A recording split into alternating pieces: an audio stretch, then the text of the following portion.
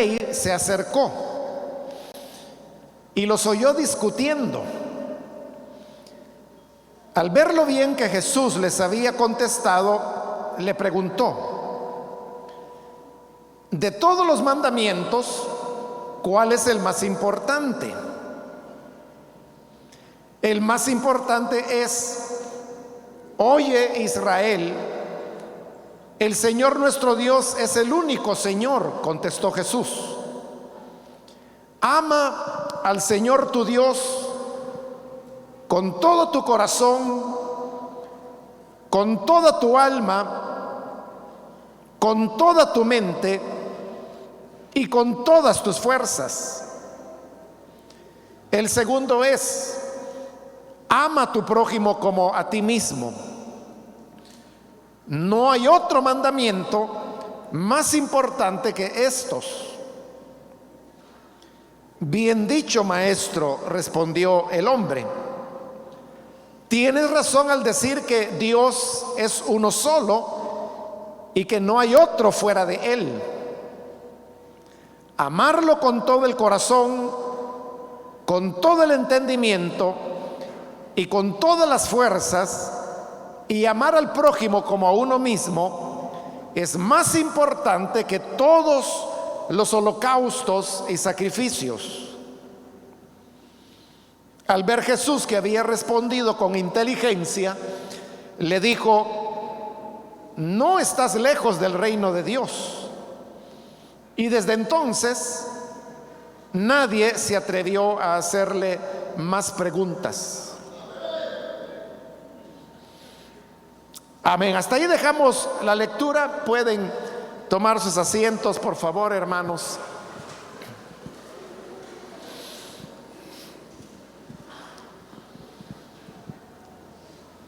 Hermanos, en las últimas oportunidades hemos estado cubriendo los relatos que aparecen en este capítulo 12, que nos presentan confrontaciones que el Señor Jesús tuvo con los doctores de la ley, con los ancianos, con los fariseos, y en la última oportunidad vimos la confrontación que tuvo con los saduceos.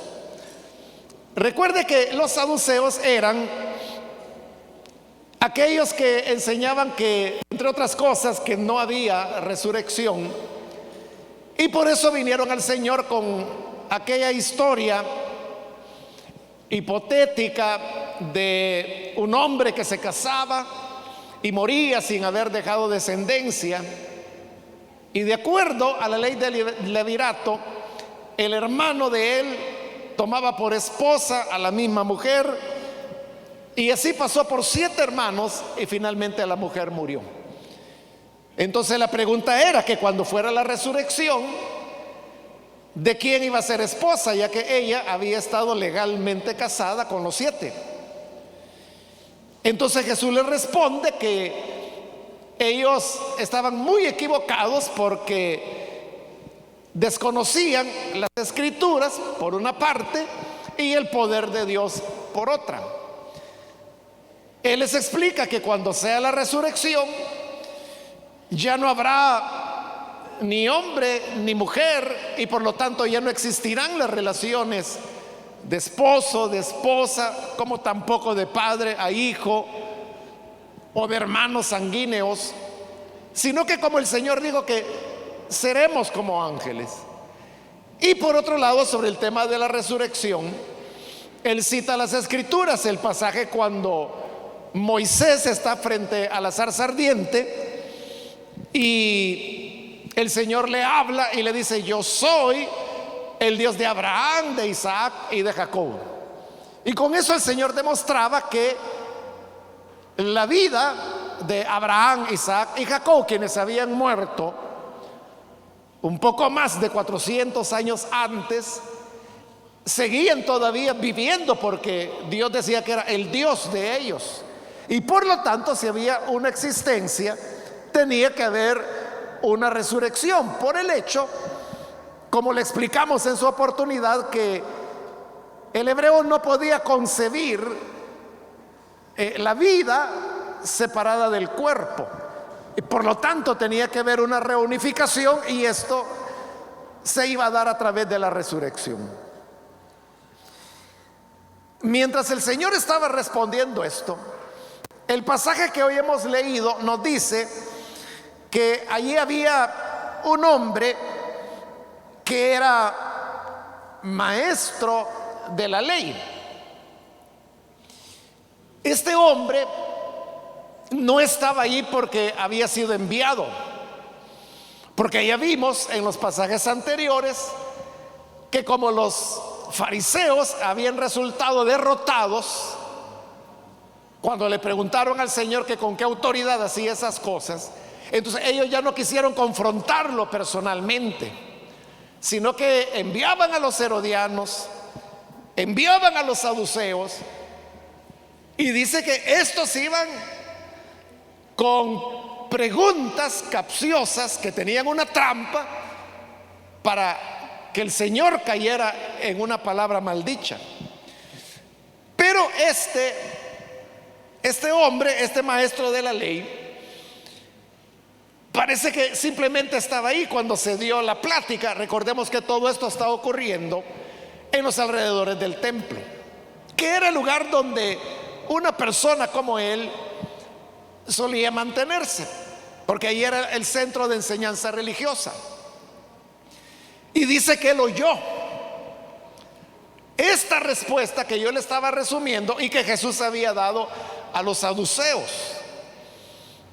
Y al oír la respuesta del Señor, este maestro de la ley cayó en la cuenta de lo bien que el Señor había respondido. De seguro este hombre, siendo maestro de la ley, no había reparado en el pasaje, en el significado más profundo que tenía ese encuentro de Moisés con el Señor frente a la zarza ardiente, y lo que significaba en términos de lo que Dios decía: yo soy el Dios de Abraham, de Isaac y de Jacob. Entonces, como él ve de que el Señor tenía una auténtica sabiduría, viene y le formula una pregunta que no tenía trampa ninguna, sino que de verdad él quería saber. Y la pregunta que le hace al Señor es: de todos los mandamientos, ¿cuál es el más importante? Esta pregunta que estaba haciendo el maestro de la ley no era, hermanos, una ocurrencia de él, sino que era un tema que se discutía mucho entre los rabinos, quienes eran los maestros como él, que enseñaban de la ley. Los rabinos habían llegado a contabilizar 613 mandamientos. En lo que ellos decían que la ley de Moisés contenía 613 mandamientos, y los clasificaban de diversa manera. Una clasificación era entre mandamientos positivos y mandamientos negativos. Los mandamientos positivos eran aquellos cuando Dios ordenaba hacer algo, como por ejemplo, amarás al Señor tu Dios. Es un mandamiento positivo. Y los mandamientos negativos eran aquellos que prohibían algo, como por ejemplo, no matarás, no robarás, no cometerás adulterio, no codiciarás. O sea, todos están diciendo que no hay que hacer algo. Esa era una clasificación. Otra clasificación es en donde ellos los dividían entre mandamientos que le llamaban livianos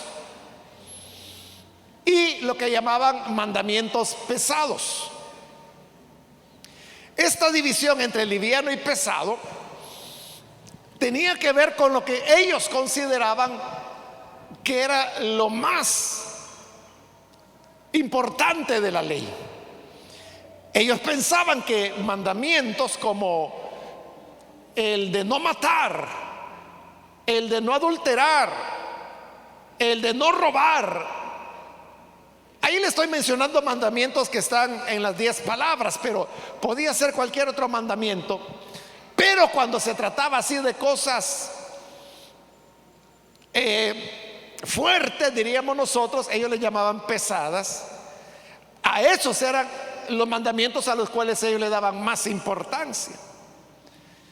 Era, hermanos, más o menos dividir entre mandamientos que estaban referidos a cosas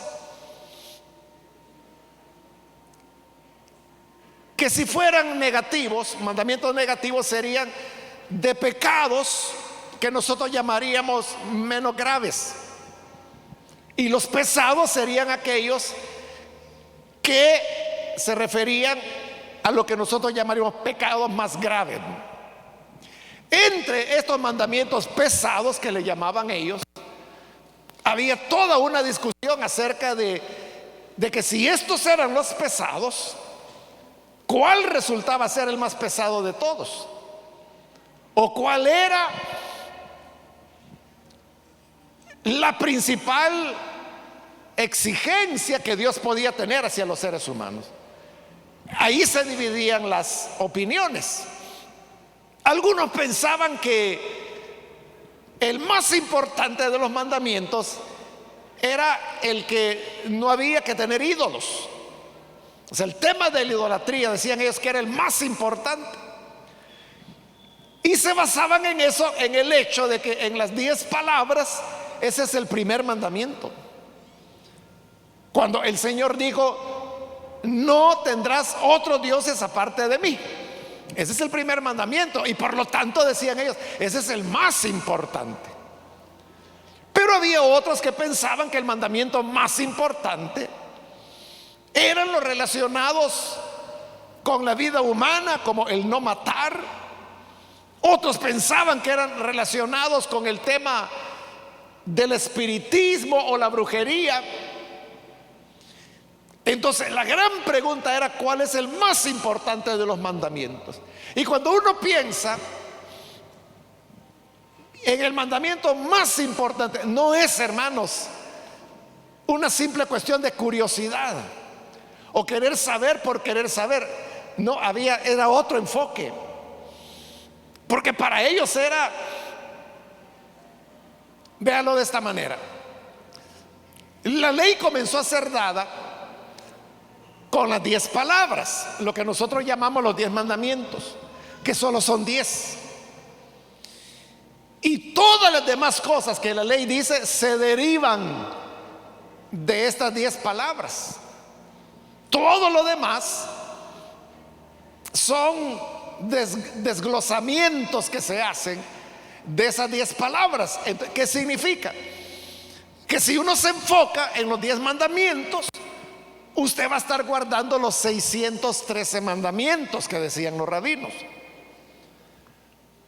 porque todos estos se derivaban de las 10 palabras. Entonces, la importancia de saber cuál era el más importante o el primero de los mandamientos era porque, si acaso existía ese mandamiento, este englobaba todas las cosas, y por eso era importante saber cuál era.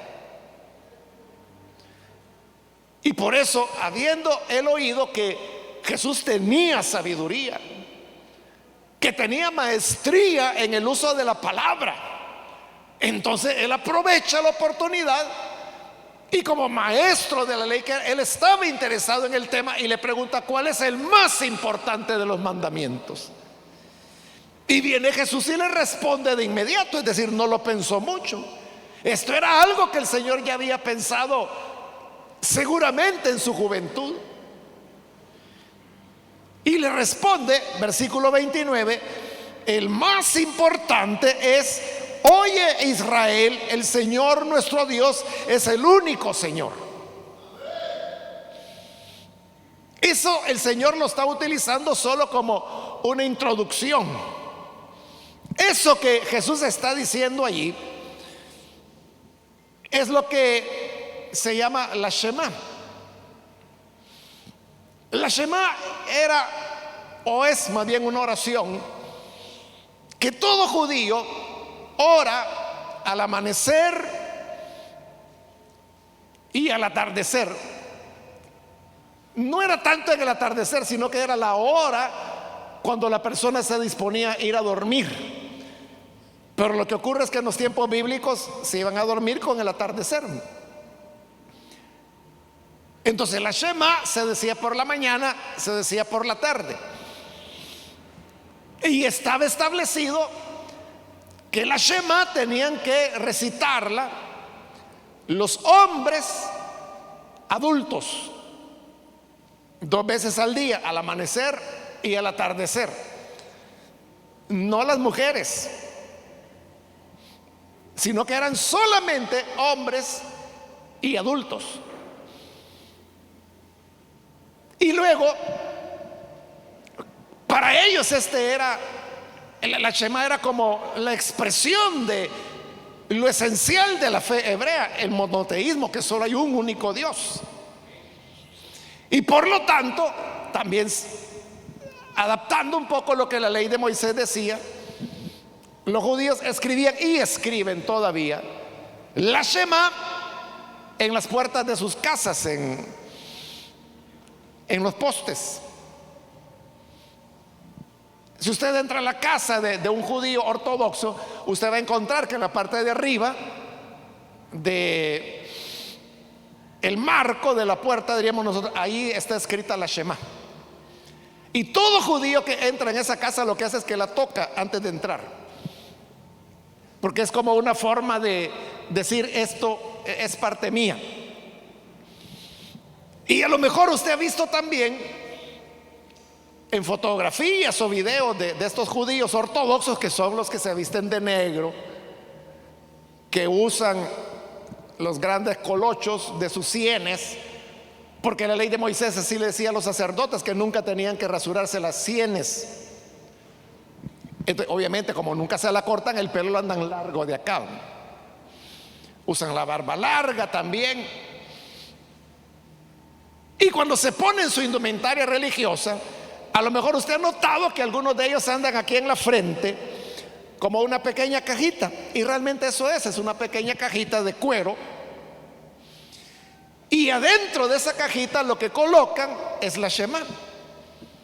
Es decir, la escriben y la ponen dentro de la cajita, porque ellos toman literalmente el pasaje de Moisés cuando él dijo que la palabra del Señor tenían que escribirla en sus frentes y en sus manos para que no lo olvidaran, y ellos lo tomaron literalmente.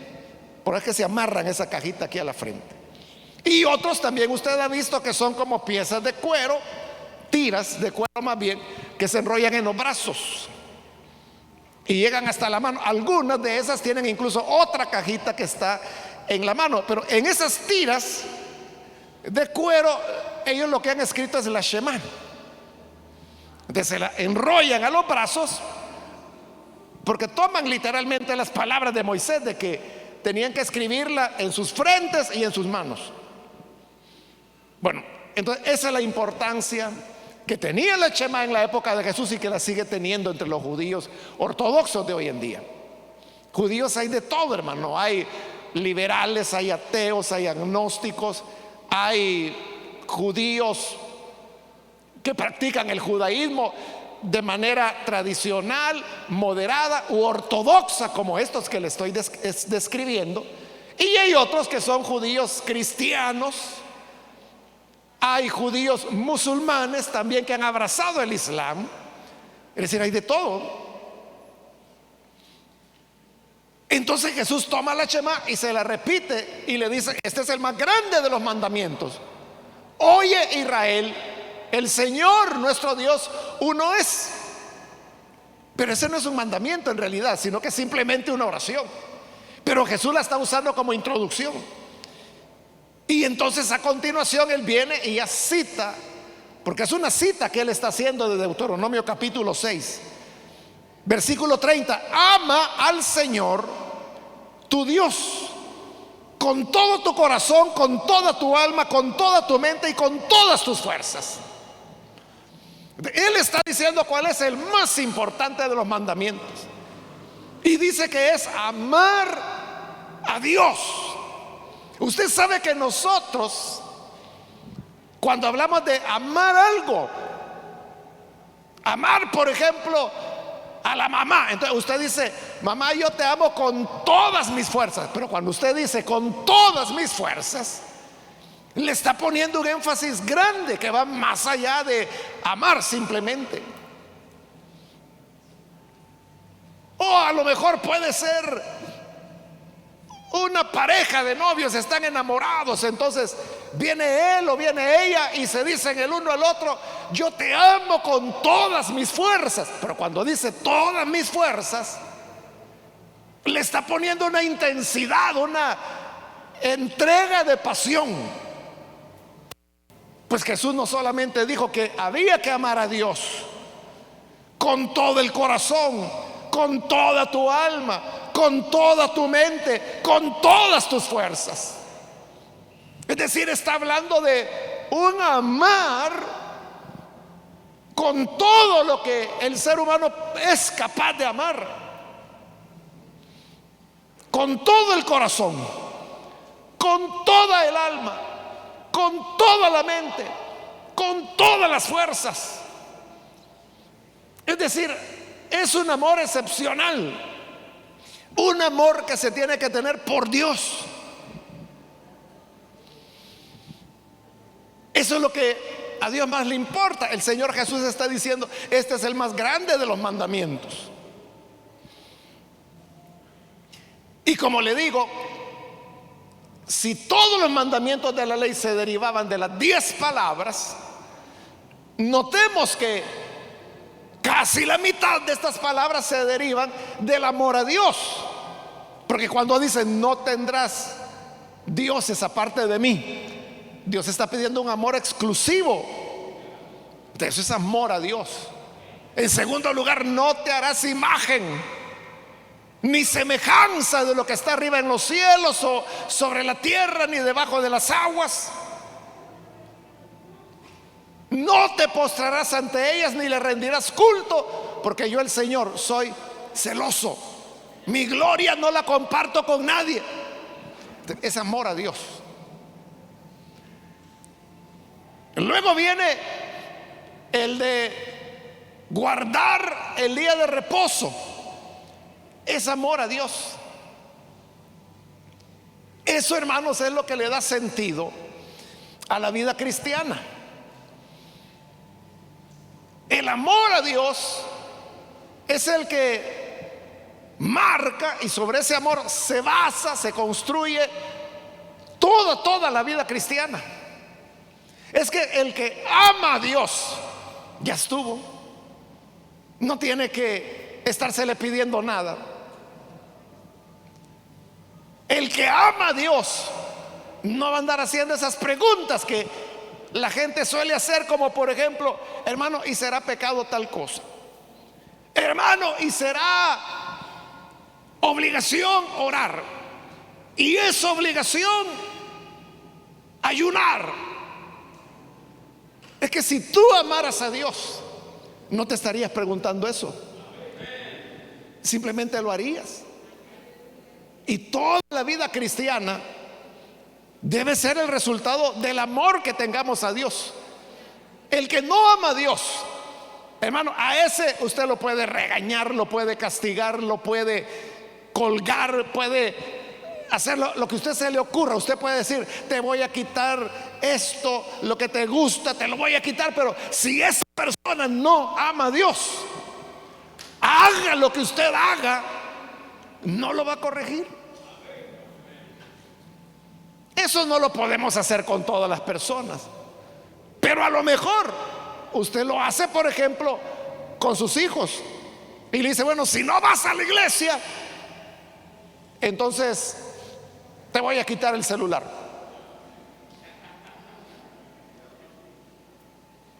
Pero usted puede quitárselo, pero eso no va a hacer que ese muchacho o esa niña sienta deseos de venir a la iglesia. Más bien, lo que uno tiene que fomentar es el amor a Dios. O sea, realmente, hermano, aquí de lo que se trata es una cuestión de amar a Dios. Hay muchos que están en las iglesias porque no se quieren condenar, no porque amen a Dios. O sea, no se quieren condenar. Entonces, les da miedo. Es esa gente que no le gusta leer el Apocalipsis, porque dice: cuando yo lo leo, hermano, ya no puedo dormir. Esos están por temor aquí, no están por amor. Entonces el amor es el que le da sentido a todo. Y si uno pregunta: mire, ¿y es obligación tener célula? Es que en el cristianismo nada es obligación. Nada debes hacer por obligación. Si tú vas a hacer algo por obligación, mejor no lo hagas. Todo debe ser por amor. En todo, en todas las cosas que hacemos para el Señor. Si la gente dice: y es obligación ofrendar, es obligación entregar los diezmos. No, no lo es, no es obligación. Eso estás esperando oír para decir: ah, pues entonces yo ya no doy nada. Entonces tú no amas a Dios. Pero el que ama a Dios, él no anda preguntando eso. Y aún si le dijeran lo que estoy diciendo no es obligación, aún así lo seguimos dando. ¿Por qué, hermanos? Desde nuestra conversión hemos entregado toda la vida, sin excepción, la 10ª parte de todo lo que Él nos ha dado. ¿Por qué lo hacemos? Hermano, cuando yo llegué al Evangelio yo tenía 17 años, yo no trabajaba, eran mis padres quienes me sostenían, yo estaba estudiando. Yo no tenía ingresos, pero de lo que mis padres me daban para pasajes, para ir a estudiar, que en esa época valía 10 centavos de colón el autobús, yo apartaba el diezmo. Desde entonces, y nunca he dejado de hacerlo, nunca una sola vez en que haya recibido algo que no haya apartado el diezmo para el Señor. ¿Por qué lo hace uno? Porque se lo están exigiendo. O sea, ¿no tenía yo acaso una excusa perfecta para no hacerlo? Y no era tanto excusa, era verdad. Yo no trabajaba, yo no tenía ingresos. Yo lo único que recibía eran los 10 centavos del pasaje. Entonces, ¿qué hacía? Que me iba a pie al colegio y regresaba a pie. Y lo que ahorraba, de ahí sacaba para el diezmo. Eso es lo que hacía.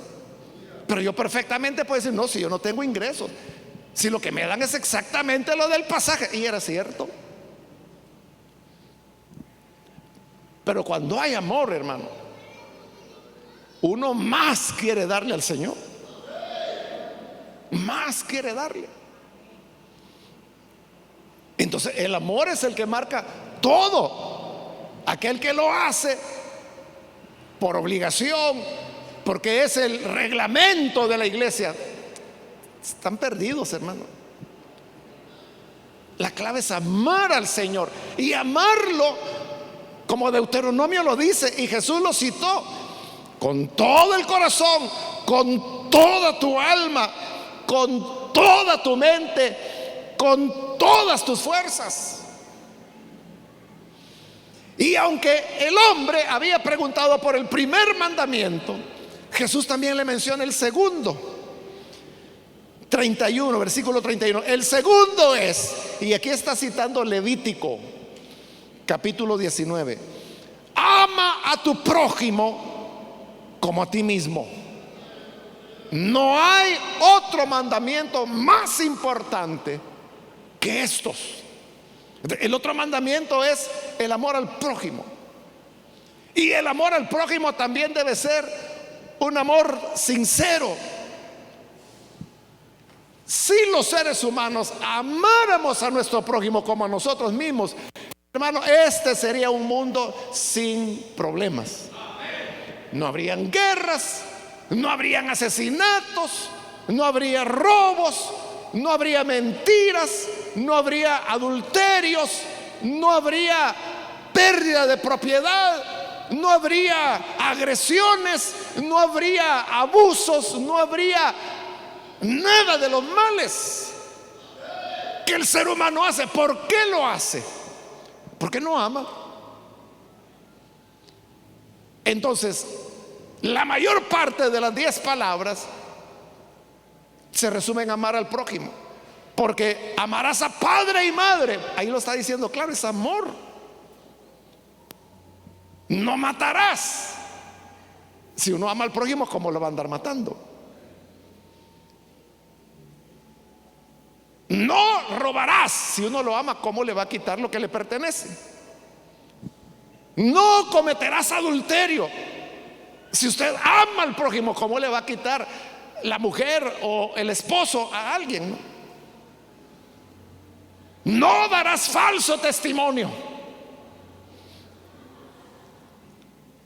Lo cual iba más allá de mentir, o sea, incluye el mentir. Pero recuerde que el testimonio era la única manera de prueba que había en los tribunales para dirimir culpabilidad o inocencia. Era el testimonio. No habían pruebas como hoy la criminología moderna tiene pruebas de ADN, pruebas de luces ultravioleta, pruebas de huellas, pruebas de restos, pruebas de... Bueno, es una cosa tremenda, ¿no? Pero ahí no había nada de eso. Entonces, ¿cómo se sabía si una persona era culpable o no? Por los testigos. Y testigos podían haber verdaderos, pero también podían haber mentirosos.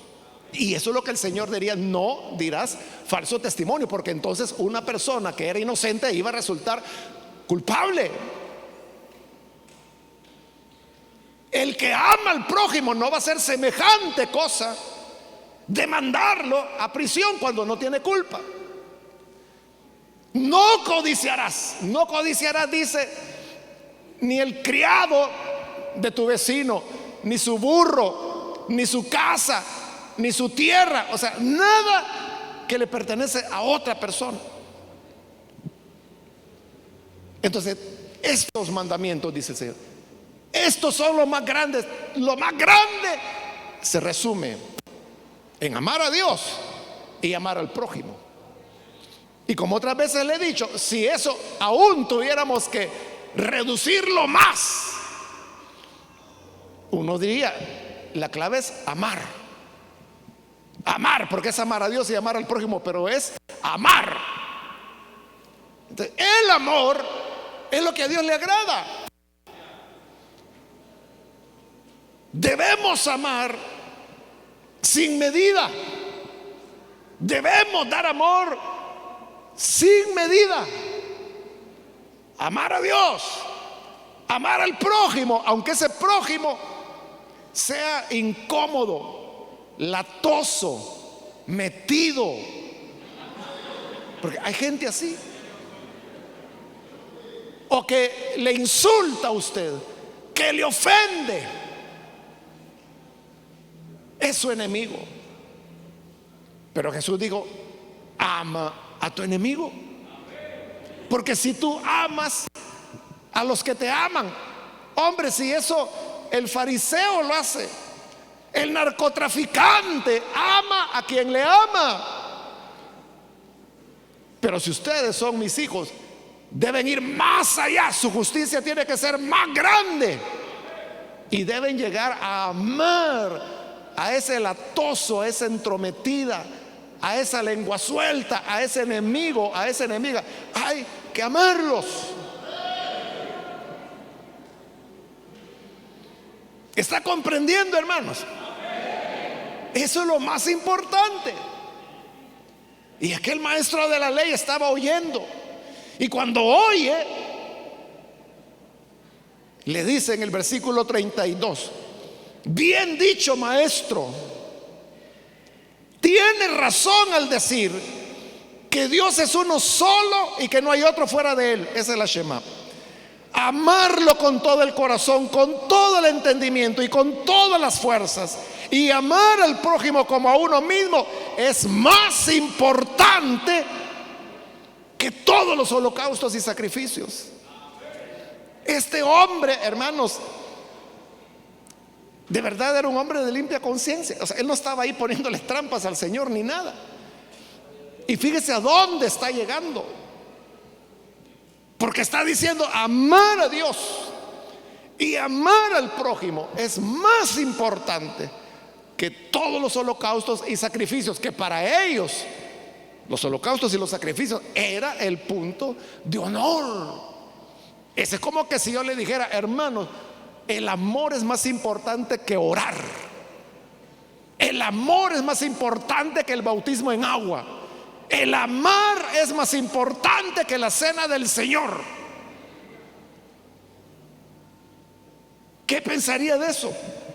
Pero el equivalente es lo que el hombre está diciendo. Ya entendí que a Dios no le importa los holocaustos, los sacrificios. Lo que a Él le importa es que lo ame y que ame al prójimo. De igual manera, Dios lo que quiere de nosotros y lo que le importa es que lo amemos a Él y amemos al prójimo. El amor al prójimo es lo que debe regir nuestra vida. Por eso es que, por ese amor al prójimo, es que Pablo, que era carnívoro, a él le gustaba la chuleta de res, pero él decía: si el comer carne producirá que un hermano en Cristo caiga, no comeré carne jamás. Y lo hacía. Él, porque se privaba de algo que él mismo decía que no era malo. Él decía: ni porque coma soy más, y porque no coma seré menos. O sea, eso ni me quita ni me pone. Pero no comía, porque por amor. En cambio nosotros decimos: ay, ¿qué ve esta hermanita cómo sale? Ella es la del problema, pero como yo tengo paz, yo estoy tranquilo con Dios. Eso es lo que importa. No, no, no, no, no. No es eso lo que importa. Lo que importa es que ames al prójimo. Entonces, cuando él dijo: esto es más importante que todos los holocaustos y sacrificios, entonces, el hombre estaba diciendo: entonces, lo importante no es el templo, lo importante no es el sacerdocio, lo importante no es... Bueno, habían algunos que decían que el más importante de los mandamientos era la Torá, así le llamaban ellos a la colección de las escrituras. Es decir, tener la escritura y leerla, para ellos era el mayor de los mandamientos. Pero dice: no, no, a Dios no le importa eso. A Dios le importa, porque uno, hermano, como él, ¿verdad? Maestro de la ley traduce la Nueva Versión Internacional, pero la Reina Valera traduce escriba. Y escriba era la persona que copiaba las escrituras, los copistas, gracias a los cuales tenemos hoy nosotros la Biblia. Pero no era simplemente un trabajo de copiado, sino que ellos sabían de memoria las escrituras y sabían, por ejemplo, cuántas letras tenía determinado libro. Recuerde, en esa época la Biblia no estaba dividida ni en capítulos ni en versículos. Y lo que hoy para nosotros son 2 libros, originalmente eran 1, por ejemplo. O lo que hoy es Primero y Segundo de Reyes era Reyes. Lo que para nosotros es Primero y Segundo de Samuel era Samuel. ¿Usted sabe cuántas palabras hay en el libro Primero de Samuel? Yo no lo sé, ¿verdad? Y estoy seguro que usted tampoco. Peor si le pregunto cuántas letras tiene el libro Primero de Samuel. Y ahí solo le estoy poniendo la mitad, porque ya le dije que originalmente era un solo libro, Primero y Segundo de Samuel. Ellos lo sabían de memoria. ¿Por qué razón? Porque así se aseguraban de haber hecho una copia fiel. Entonces, ellos decían: bueno, este libro tiene 53.422 palabras o letras, y comenzaban a contar 1, 2, 3, y tenía que darles el número exacto. Si no les daba, es que habían omitido alguna letra en algún lugar o alguna palabra, y tenían que revisar. Por eso se les llamaba maestros de la ley, porque eran muy conocedores. Usted sabe, hermano, que lo que uno escribe, Uno lo conoce mejor que nadie porque uno lo escribió. Ellos copiaban la escritura, ellos la hacían. Entonces tenían un conocimiento, y por esa sabiduría es que él llega a la conclusión y dice: lo más importante es el amor. Has dicho bien. Pero note, lo que está haciendo este maestro de la ley es que está elogiando a Jesús. Bien dicho, maestro, tienes razón. Lo está elogiando. Cuando él ha terminado de hablar, dice el versículo 34: al ver Jesús que había respondido con inteligencia, le dijo: no estás lejos del reino de Dios. Jesús lo está elogiando ahora a él. El maestro de la ley elogia a Jesús por su respuesta. Jesús lo elogia por el paso que él ha dado al decir: el amar es más importante que todos los holocaustos y sacrificios. Ve, dijo el Señor, no estás lejos del reino de Dios, ya estás entendiendo. Porque ese era el reino de Dios. El reino de Dios era un rompimiento con lo religioso para irse a lo que a Dios de verdad le importaba. Por eso es que Jesús no se preocupaba de que si los discípulos se habían lavado o no se habían lavado las manos, que si ellos arrancaban espigas en el día sábado para comerse los granos crudos. A él no le importaba si era día de reposo o no era día de reposo. El día que le decía al paralítico: levántate, toma tu lecho y vete a casa. Él no andaba pensando en el día, porque él sabía que a Dios no le importa ni el sábado, ni el reposo, ni los ritos. Lo que le importaba era el amor. Y sanar a un paralítico era un acto de amor y compasión hacia un ser humano. Eso es lo que a Dios le importa.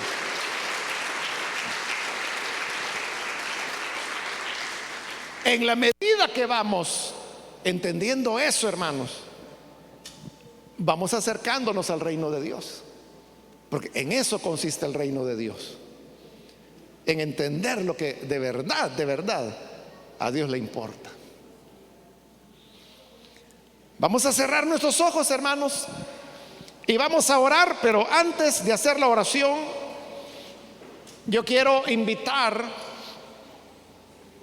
si hay con nosotros amigos o amigas que todavía no han recibido al Señor Jesús como su Salvador, si este es su caso, yo quiero hoy invitarle para que se enfoque en lo más importante. Y lo más importante es el amor a Dios y el amor al prójimo. ¿Quiere usted recibir la salvación del Señor? Entonces yo le invito, ahí en el lugar donde está, por favor, póngase en pie. Si usted desea recibir al Hijo de Dios, y vamos a orar por usted. Ahí en el lugar donde está puede levantar su mano, indíquenos su deseo de recibir al Señor y vamos a orar por usted. ¿Hay alguien que lo hace?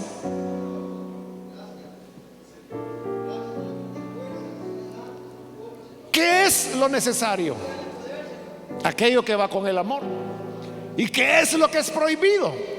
Lo que va en contra del amor. Así de simple. No tenemos que preocuparnos de nada más que de amar. ¿Hay alguien que necesita hacerlo? Levante su mano, reciba al Hijo de Dios, hágalo en este momento. O si hay alguien que necesita reconciliarse con el Señor, si usted se ha alejado de Él y necesita reconciliarse, levante su mano también. Vamos a orar. Hágalo en este momento.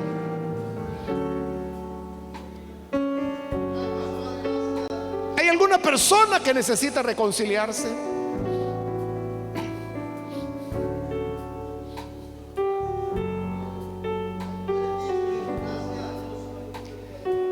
Que el Señor nos ayude para que lo que nos impulse y nos mueva sea únicamente el amor a Él y el amor a todas las personas. Señor, gracias te damos por tu palabra, pues tu sabiduría continúa enseñándonos la importancia del amor.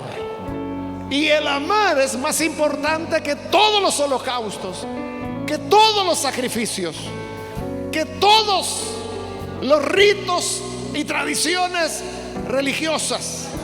Enséñanos a amar. Que nuestro corazón se desborde en amor por ti y en amor hacia todas las personas. Por Jesús nuestro Señor lo pedimos. Gloria a Dios. ¿Cuántos dan un fuerte